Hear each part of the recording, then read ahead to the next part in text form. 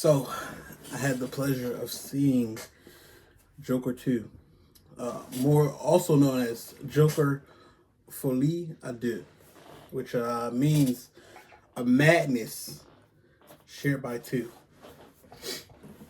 But I might tell you a joke, I never tell you a lie. This movie did both. Let's talk about it. So, Joker 2, Folie à Deux. Uh, it's really a mixed bag movie, man. That's like it's really a mixed bag movie. It doesn't to me. I don't really know what it wants to do. Does it want to be a oh yeah, surprisingly, does it want to be a musical? Does it want to be focused on one character, a character piece or whatnot, or does it want to I guess be a drama, something like Law and Order, like in the courthouse and everything, yeah, and like a legal drama or something. But I mean, it's kind of all three. And speaking on the musical aspect, that I did not see at all in the marketing, surprisingly. I don't really like musicals. I think my favorite one, not I think my favorite musical is what's the Joe name? Hold on, ain't no way I forgot it. Hold up, it's coming. My favorite musical is West Side Story. That's my favorite musical. Okay. No, I'm not like super deep into it where I know all the songs and everything like that. No, but that is my favorite musical. I actually saw that when it came back in theaters. However, um, it was a musical, and I don't really care for, you guessed it, musicals. Um,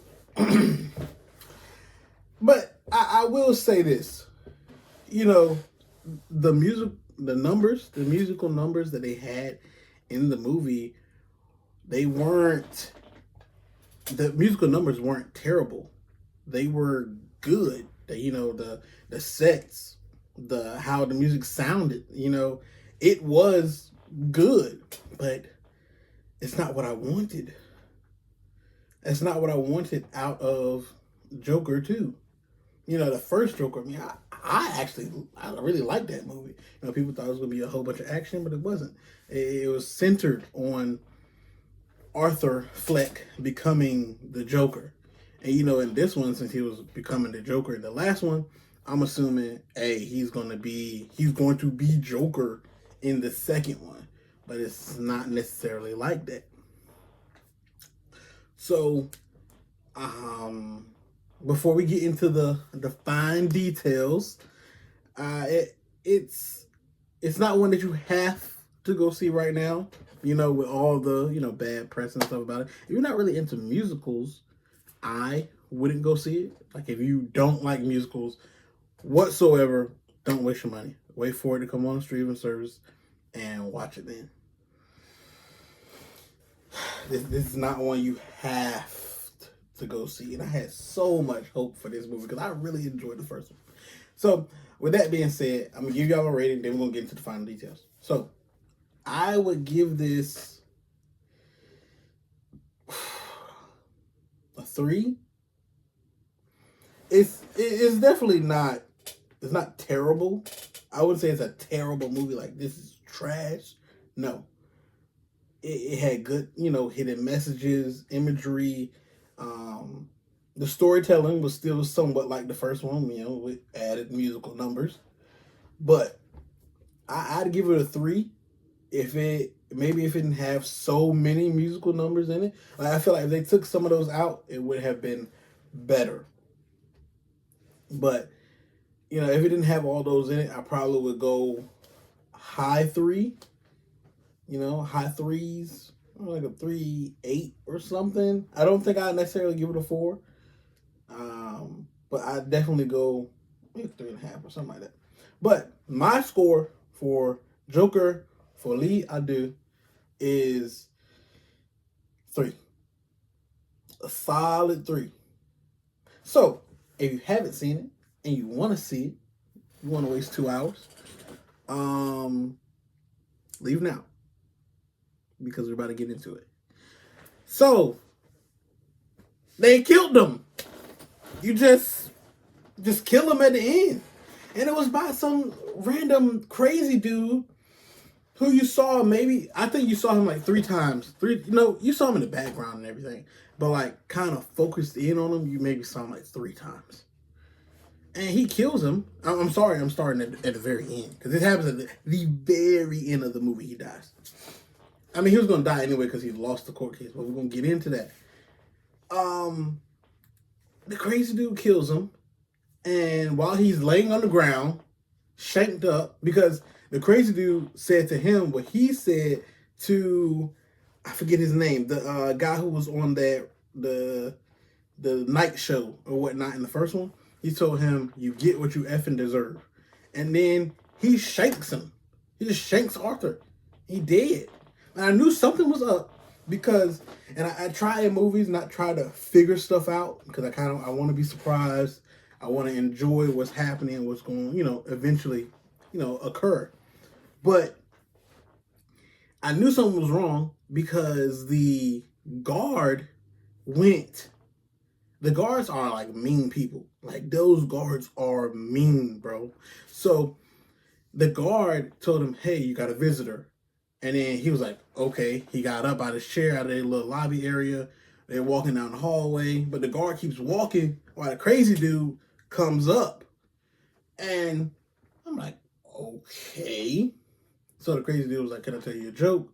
Blah, blah. He starts telling him, the joke. But at the end of the joke, he says, "You get what you effing deserve." And he kills him. And then the crazy dude sits in a chair that's in the hallway and ends up like, I guess, because he starts cutting himself. I think he cut like scars into like his mouth part. He starts smiling or something. So it's like a homage, I guess, to Heath Ledger's Joker in Dark Knight Rises, right? It was Dark Knight Rises, or was it just Dark Knight? I think it was Dark Knight. I don't remember. But leave Heath Ledger Joker alone. That Joker needs to be left alone, bro. Like don't do that. Please don't. But so that was the very end. But in the very beginning, bro, I didn't even know that the movie started. So it starts off, you get a WB logo. It's like you watching like a Looney Tunes or some movie like that. And it's a cartoon Joker, and his shadow keeps leaving him. He keeps putting his shadow down back under his feet, like kind of a Peter Pan type thing. And he's walking, and the shadow just keeps trying to get away. But eventually, in that little, cartoony segment, the shadow becomes Joker. And you don't really know, you're just looking at it. You're not really thinking about anything. Because in throughout the movie, you kind of like, oh, so that's why they showed that in the beginning. The shadow becomes Joker. It's like they all become one. And, he's walking around in like this new skin or this new body, this new persona. And that's what they were trying to do in the movie. They're trying to win the case. So in the movie, Arthur is on trial. He's on trial for killing the 5 people he killed in the first movie, which is understandable. Killing people is wrong. So even though them people were mean to him, and then some of the family members was in the crowd. Well, not in the crowd. They were in the courtroom while the court is going on and stuff, while the trial is going on. And they're mad at Arthur for killing their son. But your son was about to mess around with a girl on the subway. All 3 of them. And the only thing that stopped them from doing whatever they were going to do to that girl is Arthur laughing and whatnot. in the subway. And then they kept jumping on him. He had that thing on him, and he laid him out. Simple as that. But it is still wrong. You're not supposed to kill people. So, Arthur's on trial. He has his lawyer. She's trying to help him out, but it don't seem like the case is going their way. Harley Quinn, her crazy self. She ends up. So she's not even supposed to be in. So it's Arkham State Hospital. They don't call it Arkham Asylum, and I don't even think they're in. They're not even in Gotham. I don't know if they said Gotham in the first one or not. They said it was in Gotham or something, but this one they say New York. So I don't know. Maybe they said it was in New York in the other one. I thought they was talking about like they was in Gotham or something. However, we're moving on. Harley Quinn, crazy as a bedbug. You find out later in the movie that she put herself in Arkham to get closer to the Joker. And then later on, she ends up getting out of Arkham, but she tells Joker, Arthur Fleck, she tells him, hey, they don't want my parents or people think that you're a bad influence on me or something like that. And she ends up getting out. But she also told him that, I forgot who she said was dead, like one of her parents died or something like that. The girl was lying to the man whole movie. Like, I don't get it, bro. Well, I do get it. She's crazy. And apparently she went to school for psychology and everything. So she was like trying to pick his brain. And she was kind of pushing Arthur to become Joker. So like I said, they were trying to split the two so they can, I guess, maybe plead insanity or say that it wasn't Arthur. It was this Joker persona that he has that killed the other people. So that way he could win the trial. At one point, bro just loses it. And he said he's firing his lawyer. He's going to represent himself. And it's like he's trying to become the Joker. He's trying to be that person, I guess, for Harley so he can be with her. Because he's really into Shorty. And you know, it seemed like one time he into her.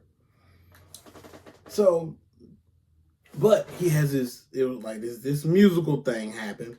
And I will say some of the musical numbers were placed in a good position, but then others won't.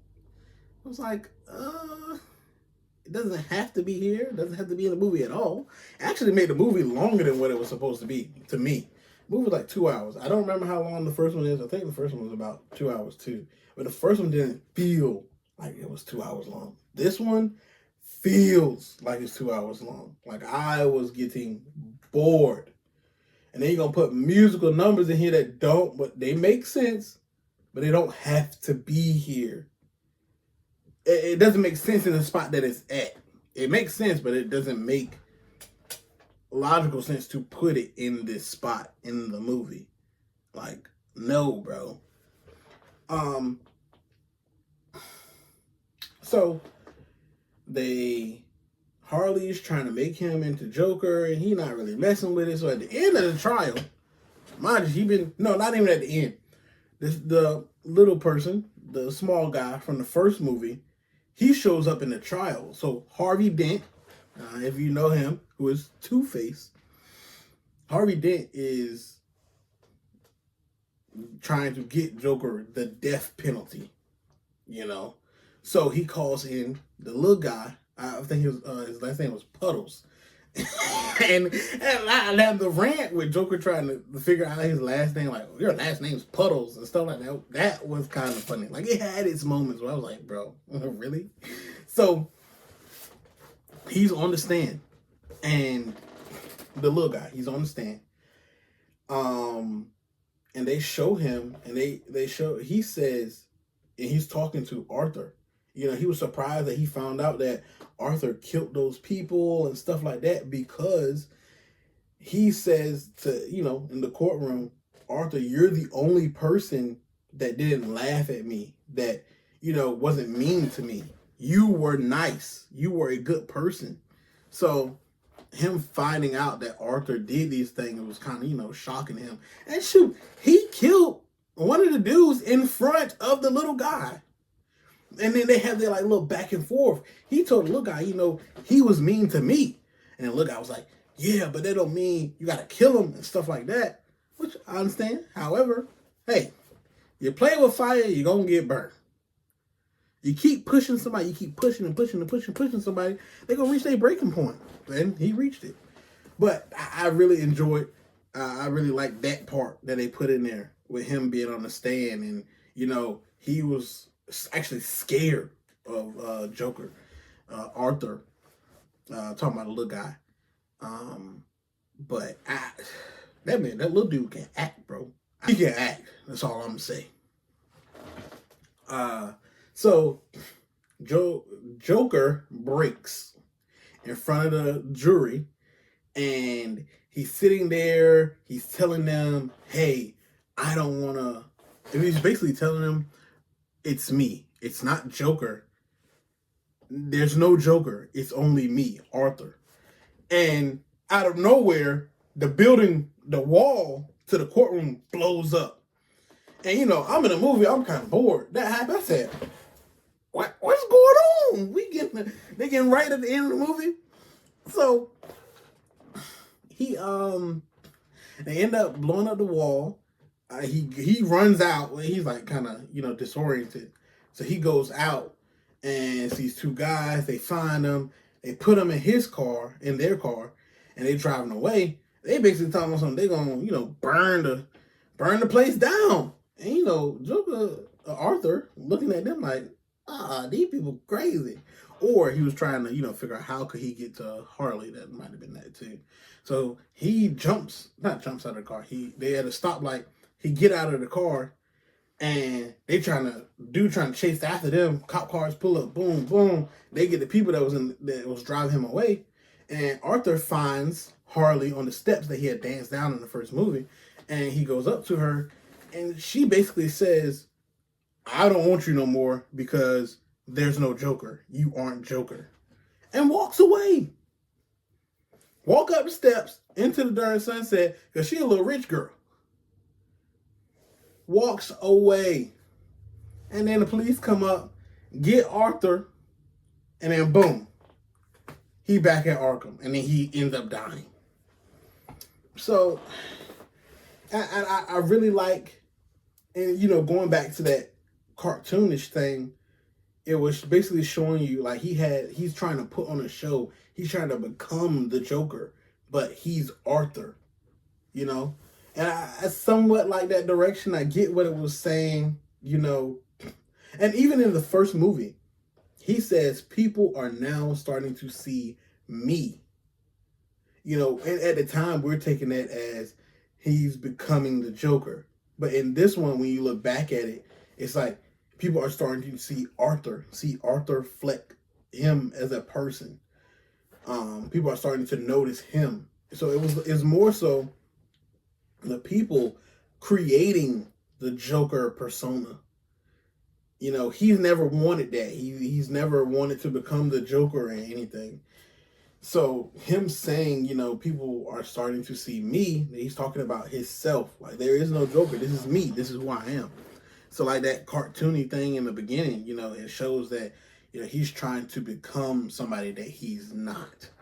And yes, bro is crazy. He got a couple screws loose, but he could have been rehabilitated had they had better resources for him, and if people were actually listening to him, because he was saying some stuff in the trial, and people weren't listening. Like he's telling you stuff.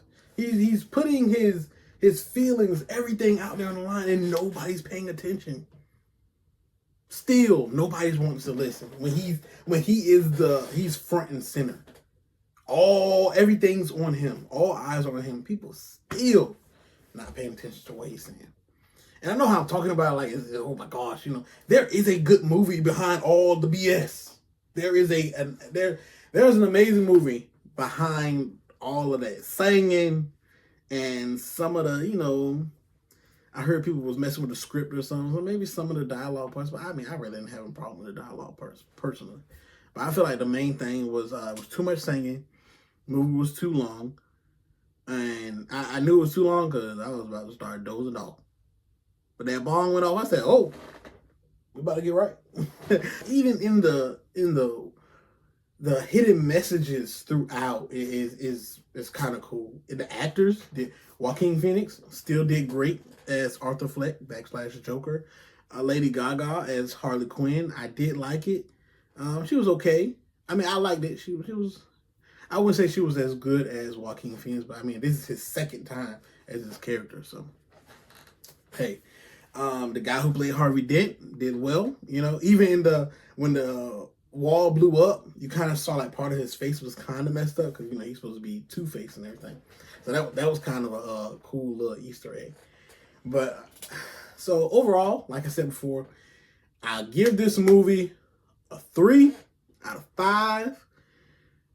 If you take out some of those musical numbers, I'll give you a 3, 3.5, 3.8 in there. You know, if I had to give the movie a grade, a D, that probably doesn't add up with, I mean, maybe it do, maybe it don't. I give it like a D, D plus, maybe. Without the music and everything, give it a solid C. Solid C. But that is Joker Folie.